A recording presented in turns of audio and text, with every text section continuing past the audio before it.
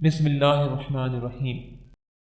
Professor صاحب اپنی class سے کہہ رہے تھے کہ دو واقعات ایسے ہیں جنہوں نے میری زندگی پر گہرا اثر ڈالا اور ان واقعات سے تم لوگوں کو سیکھنے کو بہت کچھ ملے گا۔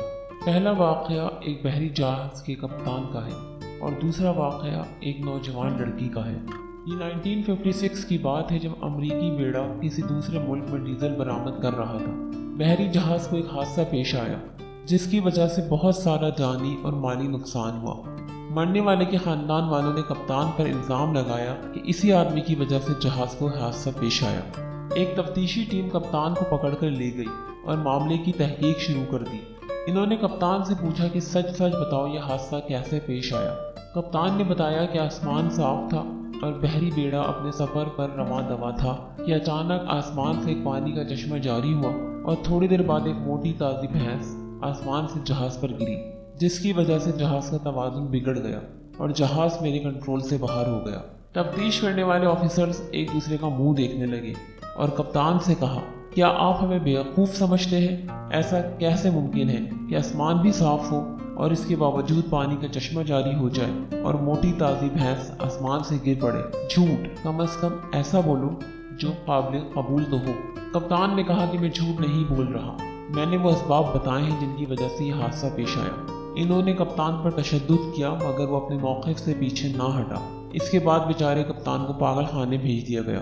پاگل خانے میں وہ چیخ کر سب کو یہی بتاتا رہا کہ بھینس کی وجہ سے حادثہ پیش آیا، بھینس نے ہی جہاز الٹ دیا تھا۔ تمام قیدی اس کا مذاق اڑانا شروع کر دیتے۔ اسی طرح اس نے اپنی باقی زندگی پاگل خانے میں ہی گزار دی اور آخر کار قید کی حالت میں پاگلوں کے تشدد کی وجہ سے ادھر ہی مر گیا۔ اس واقعے کے 25 سال بعد ایئر فورس کے ایک پائلٹ نے اپنی کتاب میں ایک عجیب واقعہ تحریر کیا۔ اس نے لکھا کہ ایک دفعہ جنگل میں شدید قسم کی آگ پھیل گئی۔ ہم نے ہیلی کاپٹر کے ساتھ رسی کی مدد سے ایک بڑا سا ٹینک باندھ دیا۔ ٹینک کو ندی میں جا کر پانی سے بھرا جاتا تھا اور جنگل میں لگی آگ پر الٹ دیا جاتا تھا۔ ہم نے ندی سے پانی کا ٹینک بھرا تو ٹینک زور سے ہلنا شروع ہو گیا۔ ہمیں شک ہوا کہ ٹینک میں کوئی سمندری جانور چلا گیا۔ ٹینک زور سے ہل رہا تھا جس کی وجہ سے جہاز کی پرواز میں دشواری پیش آ رہی تھی اور ہمیں مجبوراً پانی کے ٹینک کو سمندر میں الٹنا پڑا۔ تب جا کر ہمیں معلوم ہوا کہ ندی میں ایک بھینس تیر رہی تھی جو کہ پانی بھرنے کے بعد ٹینک میں آ گئی۔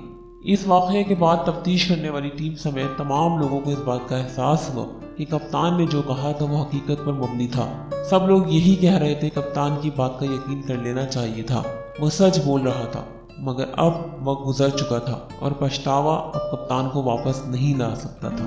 دوسرا واقعہ گاؤں کی ایک لڑکی کا ہے جس کو ایک عجیب سی بیماری لگ چکی تھی۔ اس کے گھر والے اسے ایک پیر صاحب کے پاس لے گئے جو پورے علاقے میں اپنی عزت اور مقام رکھتا تھا۔ بہت سارے لوگ اس کے مرید تھے اور اس کے جوتوں میں پانی بھر کر پیتے تھے، مگر وہ سب اس حقیقت سے ناواقف تھے کہ وہ ایک جعلی پیر تھا۔ اس نے جیسی لڑکی کو دیکھا تو اس پر فدا ہو گیا۔ پیر صاحب نے ان کے والدین سے کہا کہ آپ کمرے سے باہر تشریف لے جائیں۔ لڑکی کو کمرے میں اکیلا پا کر پیر صاحب نے ایک نازیبا حرکتیں شروع کی۔ لڑکی غیرت مند تھی، اس نے چیخ کر شیخ کو بے نقاب کرنے کا فیصلہ کیا۔ اس نے سب کو بتایا کہ یہ گھٹیا انسان ہے جو پیر کا لبادہ اوڑے ہوئے ہے۔ لوگ اس پیر کو اپنی جان سے بھی زیادہ پیار کرتے تھے۔ انہوں نے لڑکی کی بات کا بالکل یقین نہیں کیا، حتیٰ کہ لڑکی کے سگے باپ نے پیر کی شان میں گستاخی کرنے پر اپنی ہی بیٹی کا گلا دبا دیا اور اسے مار دیا۔ کچھ عرصے بعد کسی اور لڑکی سے پیر نے ویسی حرکت کی، مگر اس دفعہ اس کے باپ نے نازیبا حرکت کرتے ہوئے دیکھ لیا۔ جب گاؤں کی ساری خواتین نے اس بات کا اقرار کیا کہ یہ ایک جعلی پیر ہے اور کسی نہ کسی بہانے سے ہمیں چھونے کی کوشش کرتا ہے، تب انہوں نے پیر کو پولیس کے حوالے کر دیا۔